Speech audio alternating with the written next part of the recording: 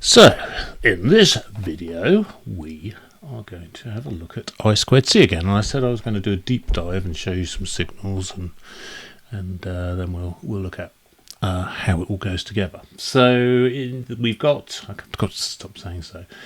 I've got a Grove LCD screen here.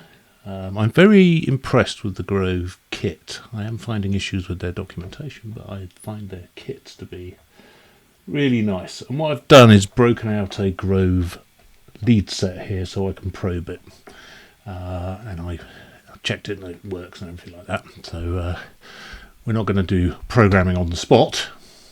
So this is an LCD with an RGB backlight. And the reason I did that was the ones without it don't show up on camera. So, well, not on the camera I used. So I'm using a better camera now as well. So let's light her up and we'll see how we go. So we're just going to run it. Bonk. So this is using the CTI from, this is a development branch which has got the I2C. It's not fully debugged yet, but it's, this is part of this process is we're debugging it. And if you look at the LCD screen, you see it's all lit up. And now it's just looping. This program's just looping. So let's have a quick look at the code. So talk you through the code, and then we'll stop it and restart it again. I'll tell you what we will do. Let's make the screen more current.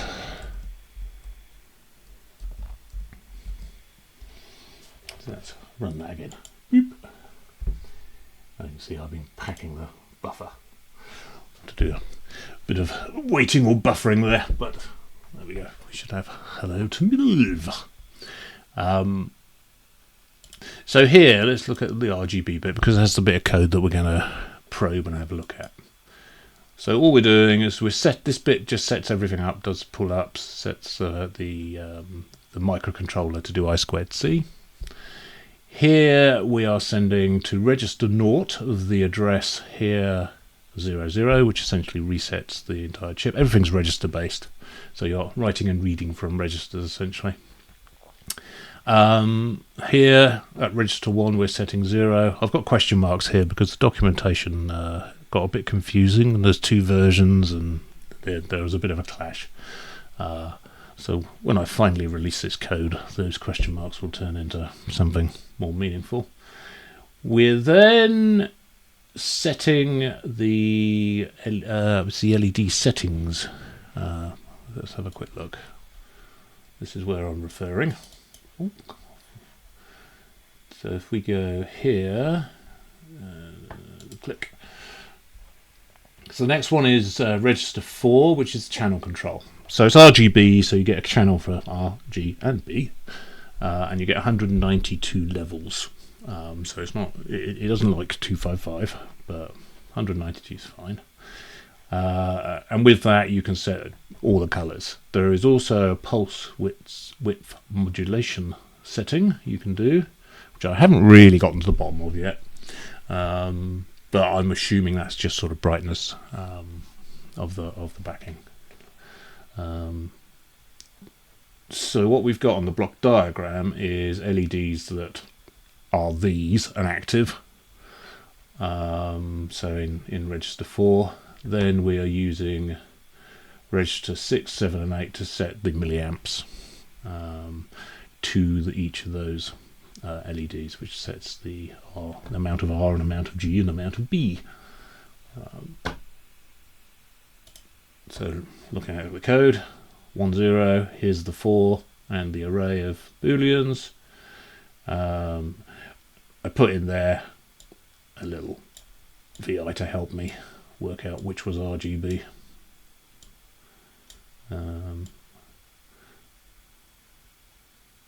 It's kind of easy to do in LabVIEW, so why not do it? Just upload that. Leave it better than you find it. Be a good scout. Okay, and then I've got sliders here, which set the different values. It just happens I found the green first. It should be red, green, blue. Again, I may change that. And then I'll finish off the comments here to describe it.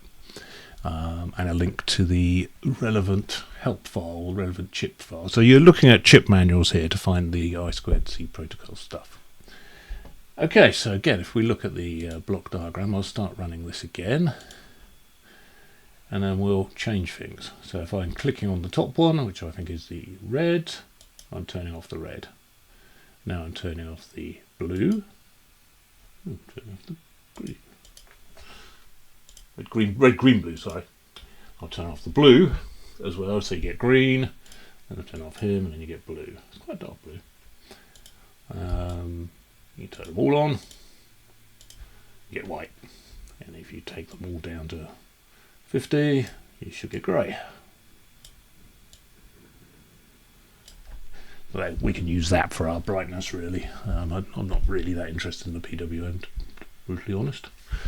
And you can see here I'm talking to address 30, which is the address for that chip. You can set it using pull-ups to 2 different addresses, I think. If I put grey in and make it sort of similar to the grey I can see, which is probably that one, it's a bit too bright. It's darker, isn't it? Let's get that one. You can see it's dropping down and it's making it more. Okay, so actually in real life that's actually quite a dark grey. So maybe you would have to if you were going to do real life setting. But it's a nice little thing, and hopefully it shows up on the camera when I bring the video feed in. So let us do a deciphering of that. So we know what we're sending. So we're sending a 30, a 0 and a 0 to 30. So 30, 0, 0, 31, 0, 4 something, 7 something, 6 something in the 50s, 7 something in the 50s, and 8 something in the 50s, and then that'll be enough because it will weigh 100, but that would be finished by then. Okay, so we won't run that, but what we will do, so I'll pull that off site, and we'll bring the scope up. So I'm going to press run, and then we'll have a look. So if we've set the trigger up, and this has been set up to capture stuff, and the good thing about this, you can save that setup then. So if I set it to running, it will be there waiting for a signal. So it's waiting for a signal. I now run the code. You can see it's coming front. And we have data. Okay, there's our signals. Should be 6 signals, which is quite nice. So let's zoom in on the first one. Beep, beep, beep. So what we see here, blue is clock and red is your signal. Okay, so this is address 30. I wonder if I can change that to read binary. Might make it easier to convert. And then it's 0, 0. So that's actually not a very interesting one to look at. So what we will do instead, I'll do a crib here so I can have a look at my hexadecimal in binary. Okay, and there we go, 2-2. All right, we're looking for a 2-2. There's a 2-2, and loads of zeros. It's 7-bit. So 2-2, lots of zeros. And you can count it up. It's in. You can see. You should be able to see a little bobble there. That's the end. That's the ACK. All right. So there should be 9 of these. 1, 2, 3, 4, 5, 6, 7, 8. 9 is the ACK. Okay. So you get 8 bits. In fact, you get 7. That's a read and a write, I think. But you get 8 bits essentially, and then an acknowledge, which is not part of that. And Pico do a lovely job of deciphering that for you. So thank you, Pico. Okay, bit of a wait then. So let's have a look at the actual data, the brightness data. So let's go zoom in on. Let's zoom in on that one there. So address 4, register 5, data 1010, and that's quite nice actually. So that's the end of the register address, So we got 0, 0, 0, 1, 0, 1, 0, 1. So red enable, blue green enable, blue enable. So that's nice. That all works. Let's see if we can decipher a number. So after the enable, we get our number. So register 7, address 30 still, data 35 in hexadecimal. So let's see what 35 in hexadecimal is. So that's easy way is go give me the radix, change that to hex. Ooh, it's 51.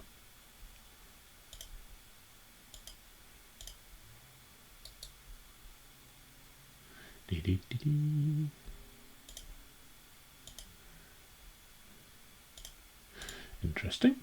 So he says 51, not 35. Let's have a look at that. What is he getting it right?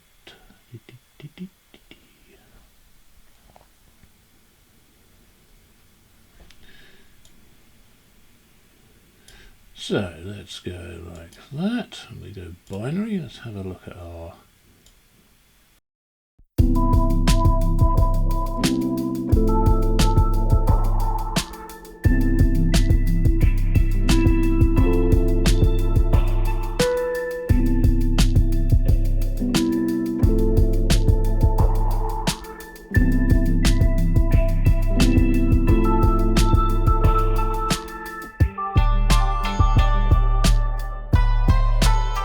bits, so that's probably an issue, but let's have a look, see what we get.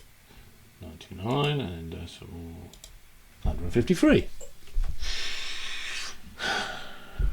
So it's, in my mind, that's 153, that should say. Data 99, 153. I think I probably just did something wrong. No, never mind.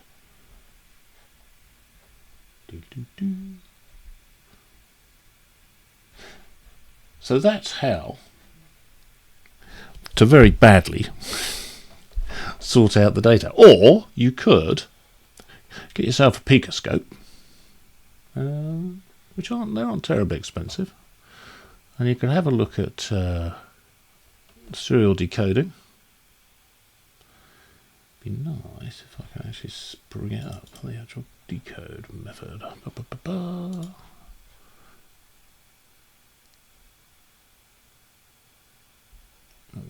Gives you loads of information. You can see this here. Oh, let me kill that before I start it again. Gives you all sorts of information. Packet 4, start time, end time in the waveform, how many bits are it. You know, it's very good. And this is running at 400 kilosamples, kilobits, isn't it? Board.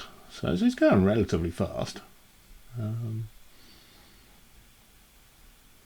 Let's have a look. I'll bring it up. So here's all your options. So you go I2C. So B is my clock. So sorry, A is my clock. So you have to then ask you the question. Okay, data is this and that. So clock is A, data is him. I don't think we need to invert anything. And we do need to tell it its speed. So it's in fast mode. That should probably be all right. Should we give it a try and see if we can get data out of it? It took a little bit of tinkering. Don't want ASCII and hex. Can we do a binary? Can we have binary? No, let's get binary. So just okay, so that's it. So it's got other options. So if we try that again, I'm gonna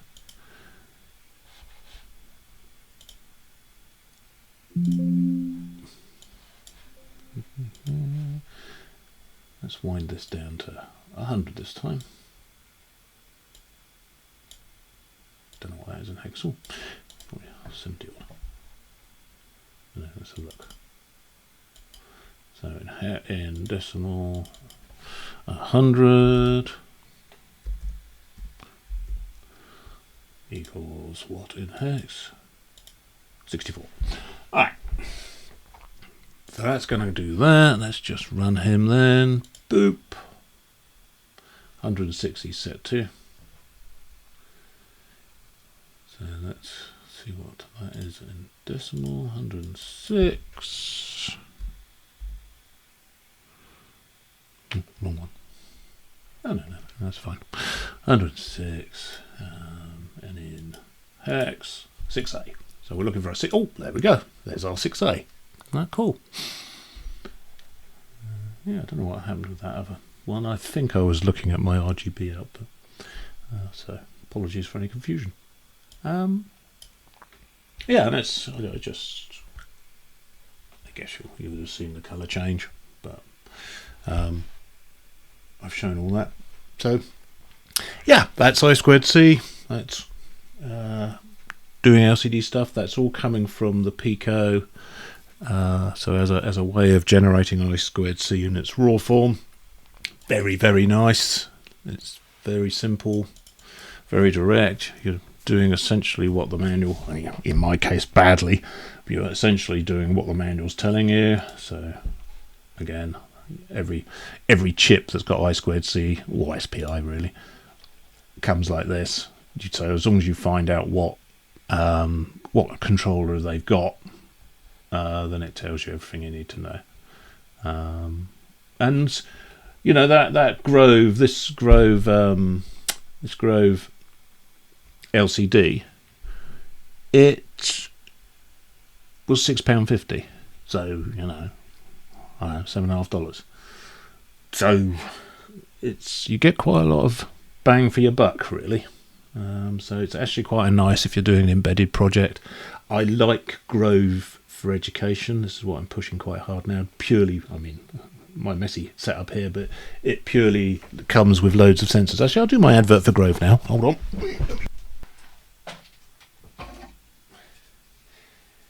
So here I've got an Arduino hat. Set some light on. Got an Arduino hat.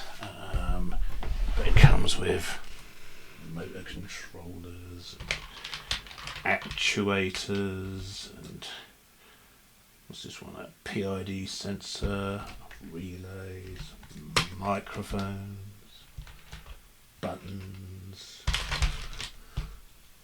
LCD screens without backlight, or without backlight control. Got a little OLED screen here, so expect a video on OLED screen soon. That's I2C. So not all of them are I2C. So the button is just a digital input, but they plug to their various standard positions. A little rotary pot here, LED brightness and tester. I think that may be a buzzer, passive buzzer. Yeah, I'm just going through all my full collection. So I've got the Arduino one just because I wanted to test something independently, because we are testing this. So yeah, relay. But yeah, essentially you've got these leads. So I'm buying myself some.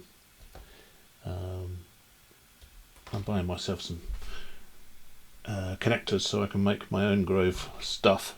Ooh, what's this one? Oh, another RGB LED. But that's just an analog one, I think. Don't know. What I'm doing is going through the Grove Python-y type exercises and trying to recreate them in LabVIEW. I think I've got Tim interested in helping me with this, so we shall see. But shout out to poor sick Derek. Got a nasty case of the flu, I think, because he's just done a wonderful job on all of this. He's just done a really good job. Yeah, I just think it's brilliant that I can do all this kind of things with, so a Pico. Why do I keep saying Pico? A Pico, which is like $5 or $6, and a LCD screen, for example, that is LCD display, which is another $6 or $7. Yeah, it's just our world is out there. Norm has done something fantastic with the thermal array that I showed the other week. So I might either nick that or see if he wants to do it. Anyway, thank you very much for watching.